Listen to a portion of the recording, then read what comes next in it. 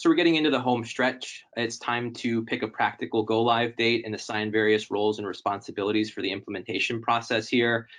Develop some training procedures, and I would recommend using a case-based competency assessment to ensure that those using the software can demonstrate the skills necessary to use the software effectively prior to dosing an actual patient. If we have a per pharmacy dosing protocol at our institutions, we'll also want to be sure and arrange some abbreviated provider-oriented education on the change in our dosing procedures for vancomycin for those that are most likely to order the drug. And I would also encourage using some real-time education in the form of a comment that accompanies vancomycin results in your EHR, just as a reminder that levels may be different than expected, i.e. not in that 15 to 20 range, because it's either a peak or a random level or some other value that's being used to calculate an AUC. If you're coming from an institution, either large or small, there's going to be a lot of moving parts in this transition. So your Bayesian dosing champion or expert may not be able to address all questions or all clinical areas of your department at once.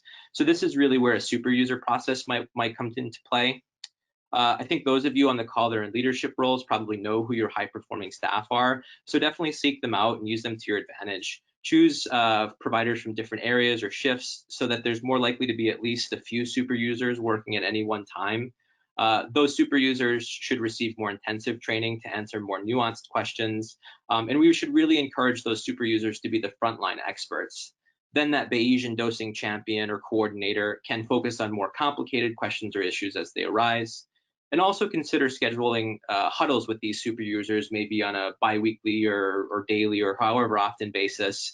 And those implementation coordinators would join that meeting to ensure that all of the issues are addressed in real time. I think importantly, we don't want to forget these super users when it comes time to yearly performance reviews as well. So we realize there are a lot of moving parts here. How do we keep it all together? This is really where our implementation checklist or our roadmap for our transition comes into play. We want to try and break down larger tasks into smaller goals and clearly define roles and responsibilities for all those involved. We want to ensure that our deadlines are appropriate and realistic and are set so that they have ample time to consider all of the steps that need to occur so that you can meet your go live date at the designated time.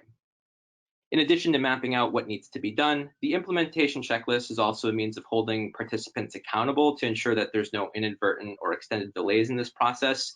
And for us, the process of transitioning over to Bayesian dosing platform really unfolded over several months from initial concept to final implementation.